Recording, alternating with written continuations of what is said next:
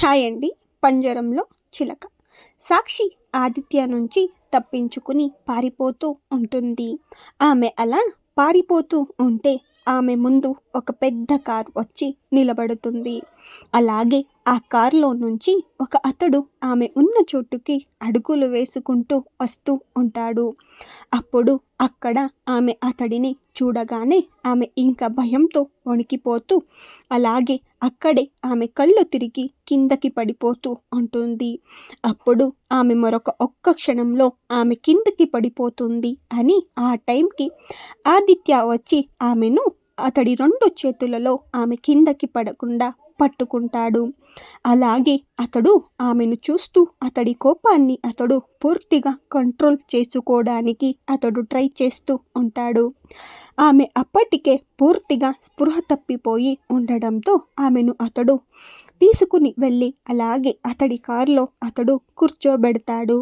అలాగే అతడు కూడా డ్రైవింగ్ సీట్లో అతడు కూర్చుంటూ ఆమెను మళ్ళీ అతడి మీదనే అతడు కూర్చోబెట్టుకుని అలాగే అతడు ఇద్దరికీ కలిపి సీట్ బెల్ట్ వేసుకున్న తరువాత అతడు అతడి కార్ని నెమ్మదిగా డ్రైవ్ చేసుకుంటూ వెళ్తూ ఉంటాడు. అలాగే అతడు మధ్యలోనే నిధికి కాల్ చేసి నిధి అర్జెంటుగా తన ఫామ్ హౌస్కి ఆమెకు రమ్మని చెబుతాడు. అప్పుడు నిధి కంగారుగా అసలు ఏమైంది ఆదిత్య? ఆ అమ్మాయిని నువ్వు ఏమైనా చేశావా అని నిధి కంగారుగా అడుగుతూ ఉంటే కానీ నిధి అలా అడుగుతూ ఉన్న అతడు ఏమాత్రం దాన్ని పట్టించుకోకుండా అతడి కాల్ని పూర్తిగా కట్ చేసేస్తాడు. అలాగే తన మీద స్పృహ లేకుండా పడి ఉన్న సాక్షిని అతడు ఇంకా గట్టిగా హత్తుకుని అసలు నీకు ఎంత ధైర్యం ఉంటే నేను నీకు అంత చెప్పిన తరువాత కూడా నువ్వు నా నుంచి తప్పించుకుని పారిపోవాలి అని నువ్వు ప్రయత్నిస్తావా? ఇప్పుడు నువ్వు స్పృహలో లేవు కాబట్టి బతికిపోయావు. ఒకవేళ నీకు స్పృహ ఉండి ఉంటే నేనే నీకు స్పృహ లేకుండా చేసేవాడిని అని అతడు అనుకుంటూ ఉంటాడు. అలాగే అతడు ఆమెను చూస్తూనే నెమ్మదిగా అతడి కార్ని డ్రైవ్ చేసుకుంటూ ఒక 15 నిమిషాల తరువాత అతడు తన కార్ని ఫామ్ హౌస్ దగ్గరికి చేరుకుంటాడు. అతడు అక్కడికి చేరుకునే లోపే అప్పటికే అక్కడ సెక్యూరిటీ అందరూ నిలబడి అతడి కోసం అక్కడ అందరూ వెయిట్ చేస్తూ ఉంటారు. అతడు అక్కడ అతడి కార్ని స్టాప్ చేయగానే అక్కడికి వచ్చిన సెక్యూరిటీ హెడ్ వచ్చి నేరుగా ఆ డోర్ని ఓపెన్ చేస్తాడు. అప్పుడు ఆదిత్య సాక్షిని మళ్ళీ అతడి చేతులతో ఎత్తుకుని ఆమెను నేరుగా తీసుకుని వెళ్ళి అతడి రూమ్లో ఆమెను పడుకోబెడతాడు. అలాగే ఆమెను ఇంకొక 5 నిమిషాలు అలాగే అక్కడే నిలబడి చూస్తూ ఉండిపోతాడు. అలాగే అతడు తన మనసులోనే ఒక్కసారి గడిపిన అమ్మాయితో నాకు మరొకసారి గడపాలి అంటే ఎంత మాత్రం నాకు నచ్చదు. కానీ అలాంటిది ఎందుకు నేను నిన్ను వదిలి అసలు ఏమాత్రం ఉండలేకపోతూ ఉన్నాను. అసలు నీలో అలాంటిది ఏముంది అని అతడు తన మనసులోనే అనుకుంటూ ఉంటాడు. అతడు అలా సాక్షి గురించి ఒక 2 నిమిషాలు ఆలోచించిన తరువాత ఆమె అలా పూర్తిగా స్పృహ లేకుండా పడి ఉండడంతో నిధి అప్పటికే అక్కడికి చేరుకుంటుంది. నిధి సాక్షిని చూస్తూ కంగారుగా ఆమె దగ్గరికి వెళ్ళి ఆమెను పూర్తిగా చెక్ చేస్తుంది. ఆమె అలా పూర్తిగా స్పృహ లేకుండా పడి ఉండడంతో అక్కడే ఉన్న ఆదిత్యను చూస్తూ ఆదిత్య ఈ అమ్మాయిని ఏం చేసేసావురా అని బాధగా అడుగుతుంది. అప్పుడు ఆదిత్య చిరాకుగా అతడి మొహాన్ని పెట్టుకుని నేనేం చేశాను దాన్ని? అదే ఇక్కడి నుంచి పారిపోవాలి అని ఇక్కడి నుంచి పరిగెత్తుకుంటూ వెళ్ళింది. దానివల్ల అది అలసిపోయి అలా పడిపోయింది అంతే. దానికి ఒక ఇంజెక్షన్ ఇచ్చేసి నువ్వు ఇక్కడి నుంచి అయినంత త్వరగా వెళ్ళిపో అని అంటాడు చిరాకుగా ఆదిత్య. అప్పుడు నిధి ఆమె మనసులోనే వీడు ఈ జన్మకి అసలు ఏం మాత్రం మారడు. పాపం ఈ అమ్మాయిని వీడు ఇంకా ఎన్నెన్ని హింసలు పెడతాడో అని ఆమె తన మనసులోనే అనుకుంటూ సాక్షిని ఒక్కసారి ఆమె పూర్తిగా చెక్ చేసిన తర్వాత ఆమె కూడా పూర్తి నార్మల్గానే ఉండడంతో ఆమె తన ఊపిరిని కూడా నార్మల్గా తీసుకుంటూ ఉంటుంది. అప్పుడు నిధి సాక్షిని ఒక్కసారి పూర్తిగా చెక్ చేసిన తరువాత హమ్మయ్య అనుకుంటూ సాక్షి నార్మల్గానే ఉంది అని ఆమె అనుకుంటూ ఆమెకు ఒక ఇంజెక్షన్ని ఆమె ఇచ్చిన తరువాత ఆమెకు మళ్ళీ ఆమె తీసుకోవాల్సిన టాబ్లెట్ అన్నిటినీ ఆమె అక్కడే పెట్టి అక్కడి నుంచి ఆమె వెళ్ళిపోతుంది. ఆదిత్యతో ఒక్కసారి ఆ టాబ్లెట్స్ అన్నీ ఎలా వాడాలో ఆమె పూర్తిగా చెప్పిన తరువాత సాక్షికి ఇంకా ఏమాత్రం మెలకువ రాకపోవడంతో ఆదిత్య అలాగే అతడు కిందకి వెళ్తాడు. అప్పటికే అక్కడ సెక్యూరిటీ వాళ్ళందరూ ఆదిత్య ఇప్పుడు అక్కడికి రాని వస్తాడు అని వాళ్ళకి కూడా పూర్తిగా తెలిసి ఉండడంతో అందరూ కూడా భయంతో వణికిపోతూ అక్కడే అతడి కోసం వెయిట్ చేస్తూ ఉంటారు. అప్పుడు ఆదిత్య వాళ్ళని ఏం చేసేస్తాడా అని కోపం వస్తే ఆదిత్య వాళ్ళని చంపినా కూడా అసలు అడిగే వాళ్ళు కూడా ఎవరూ లేరు అని వాళ్ళకి కూడా బాగానే తెలుసు. ఆదిత్య కోపం ఇప్పటికే వాళ్ళు చాలా అంటే చాలా సార్లే చూసేసి ఉంటారు. అందుకే వాళ్ళకి ఆదిత్య అంటే అంత భయం. ఆదిత్య యాటిట్యూడ్గా వాళ్ళ ముందుకు వెళ్ళి ఇది మీ ఫస్ట్ అండ్ లాస్ట్ మిస్టేక్, ఇదే అవ్వాలి. ఇంకొకసారి ఇలాంటి మిస్టేక్ ఏదైనా జరిగింది అంటే మీలో ఏ ఒక్కరు కూడా కనీసం ప్రాణాలతో ఈ ఇంటి గేట్ దాటి ఎవ్వరూ కూడా బయటకి వెళ్ళరు అని అతడు నార్మల్ టోన్లోనే అక్కడున్న సెక్యూరిటీ వాళ్ళకి ఆదిత్య వార్నింగ్ ఇస్తాడు. ఆదిత్య అలా వార్నింగ్ ఇవ్వగానే అక్కడున్న వాళ్ళు అందరూ ఆదిత్య ఇచ్చిన వార్నింగ్కి ఉలిక్కి పడతారు. ఎందుకంటే అతడు అలా చేస్తాడు అని అక్కడున్న వాళ్లకు కూడా బాగా అంటే బాగానే తెలిసి ఉండడంతో మళ్ళీ ఒక 2 గంటల తరువాత సాక్షికి నెమ్మదిగా మెలకువ వస్తూ ఉంటుంది. ఆమెకు అలా మెలకువ వస్తూ ఉంటే అప్పటికే ఆమె మీద ఏదో ఒక పెద్ద భారం పడినట్లు ఆమెకు అనిపిస్తూ ఉంటుంది. ఆమె అలాగే కళ్ళు మూసుకుని అసలు తన మీద అసలు ఏముందా అని ఆమె చూస్తూ ఉంటుంది. అప్పుడు ఆమె చేతికి ఏదో ఒక పెద్ద ఆకారం తగలడంతో ఒక్కసారి ఆమె నెమ్మదిగా కళ్ళు తెరిచి చూస్తుంది. అప్పటికే ఆదిత్య ఆమెకు కనీసం మెలకువ లేదు అని అతడు ఏమాత్రం చూడకుండా అతడు ఆమె మీద పడుకొని ఆమెను గట్టిగా హత్తుకుని ఉంటాడు. అతడిని ఆమె అంత దగ్గరలో చూడగానే సాక్షి గట్టిగా అరుస్తుంది. అప్పుడు ఆ అరుపుకి మెలకువలోకి వచ్చిన ఆదిత్య తన ముందు ఉన్న ఆమెను చూస్తూ ఇప్పుడు ఏమైందని నువ్వు ఇంతలా అరుస్తూ ఉన్నావు అని చిరాకుగా అంటాడు. అది కూడా నార్మల్గానే. సాక్షి అప్పటికే పూర్తిగా భయపడుతూ ఉంటుంది. ఆమె పారిపోయిన దానికి అతడు ఇప్పుడు ఎలాంటి పనిష్మెంట్ ఆమెకు ఇస్తాడా అని. అతడు ఆమె మీద నుంచి లేచి అలాగే ఆమె పక్కనే కూర్చొని ఉంటాడు. అలాగే ఆమెను అక్కడి నుంచి అతడి 2 కళ్ళను ఏమాత్రం ఆర్పకుండా చూస్తూ ఉంటాడు. అతడు అలా చూస్తూ ఉంటే సాక్షి మాత్రం భయంతో వణికిపోతూ ఉంటుంది. అసలు ఆదిత్య అలా ఆమెను చూస్తూ ఉంటే అతడు కనీసం ఒక్క మాట కూడా అసలు ఏమాత్రం మాట్లాడడం లేదు. ఆమెకు బాగా అంటే బాగానే తెలుసు ఆదిత్య ఆమెను అంత ఈజీగా ఏమాత్రం వదిలేయడు అని.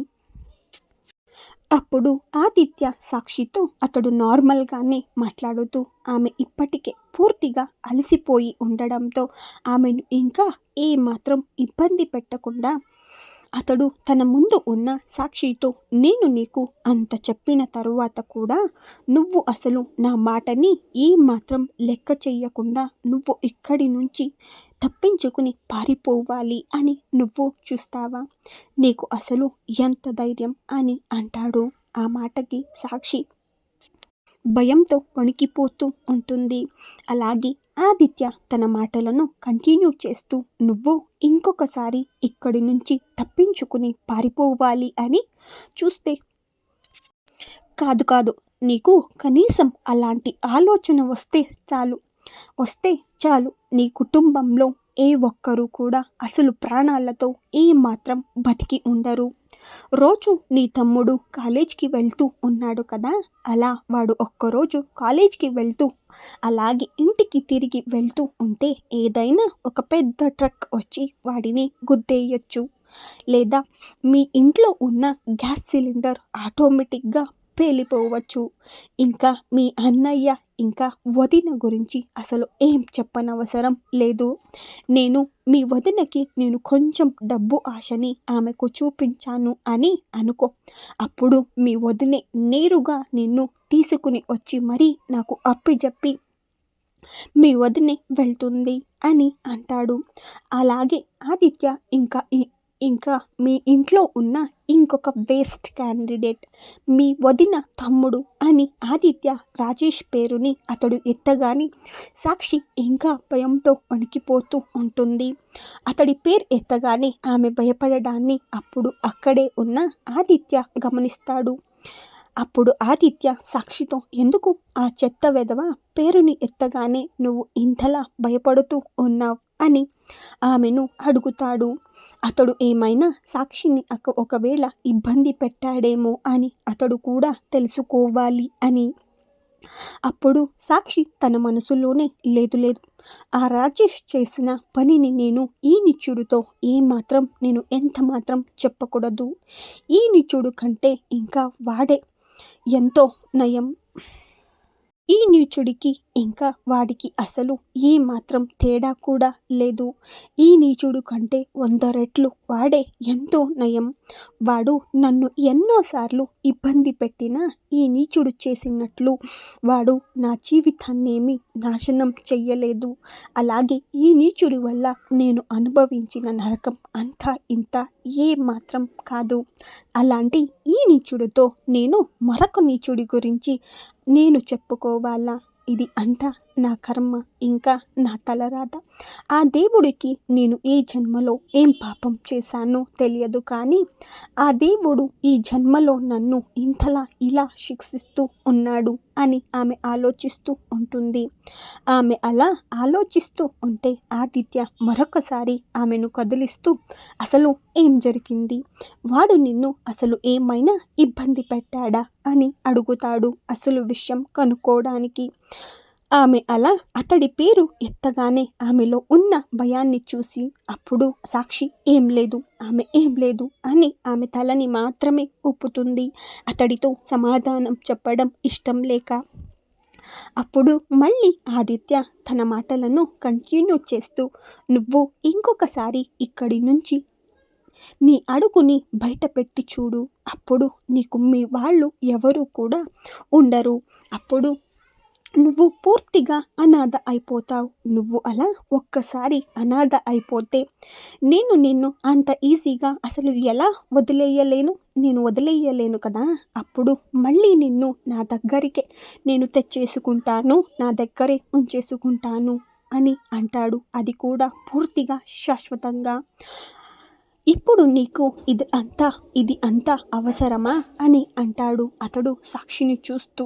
అప్పుడు అతడు చెప్పిన మాటలకి సాక్షి భయంతో వణికిపోతూ, ఈ నీచుడు అన్నంత పనిని అతడు చేస్తాడు అని ఆమె తన మనసులోనే అనుకుంటూ, లేదు, నేను ఇంకొకసారి ఇక్కడి నుంచి అసలు ఏం మాత్రం పారిపోవడానికి నేను ఎంత మాత్రం ప్రయత్నించను అని ఆదిత్యతో ఆమె అంటూ ఉంటుంది. ఆమె ఎంతో భయపడిపోతూ ఉంటుంది. అప్పుడు ఆమె కళ్ళల్లో ఉన్న ఆ భయాన్ని అతడు చూస్తూ అతడు అలాగే ఎంజాయ్ చేస్తూ ఆమెతో, ఆ భయాన్ని నువ్వు ఎప్పుడూ కూడా నీలో ఉన్న ఈ భయాన్ని నువ్వు ఇలానే మెయింటైన్ చేయి. నీ కళ్ళల్లో ఆ భయాన్ని చూస్తూ ఉంటే నాకు ఏదో తెలియని సాటిస్ఫాక్షన్ అని అంటాడు ఆదిత్య సాక్షితో. సాక్షితో. అలాగే ఆమె తన ముందు అలా భయపడుతూ ఉంటే ఇంకా అతడు అసలు మాత్రం కంట్రోల్ చేసుకోలేక ఆమెను గట్టిగా ముద్దు పెట్టుకుంటూ ఉంటాడు. కానీ సాక్షి ఆ క్షణంలో దాన్ని అసలు మాత్రం ఊహించలేదు. ఆమె అలా అతడిని వెనక్కి తోయాలి అని ఆమె ఎంతగానో ప్రయత్నిస్తూ ఉంటుంది. కానీ ఆమె అలా ప్రయత్నిస్తూ ఉంటే అతడి పట్టుని బిగిస్తూనే ఉంటాడు. అతడి బలం ముందు ఆమె బలం అసలు మాత్రం సరిపోదు. అతడు అలా చేస్తూ ఉన్న అసలు ఏం చెయ్యలేని నిస్సహాయ పరిస్థితిలో ఆమె ఉండిపోతుంది. అలాగే ఆమె కళ్ళల్లో నుంచి ఆమె ప్రమేయం లేకుండా కన్నీళ్లు కూడా కారిపోతూ ఉంటాయి. కానీ దాన్ని ఆదిత్య అసలు మాత్రం పట్టించుకోడు. సాక్షి తన మనసులో ఒక ఆడపిల్ల నిస్సహాయతని ఇలా వాడుకుంటున్నా వీడికి అసలు వీడి ఇంట్లో అక్క చెల్లెళ్ళు ఎవరూ లేరా?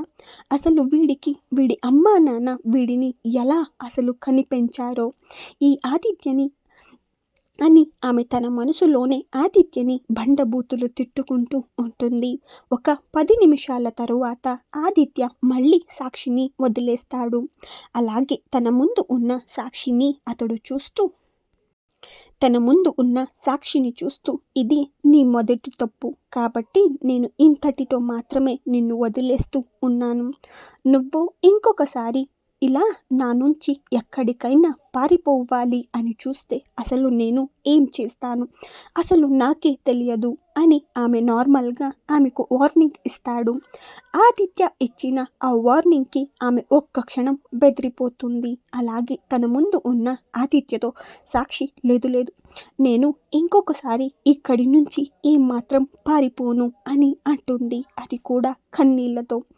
ఆదిత్య ఆమెను చిరాకుగా చూస్తూ నా ముందు నువ్వు ఇంకొకసారి ఇలా మాత్రం ఏడవకూడదు.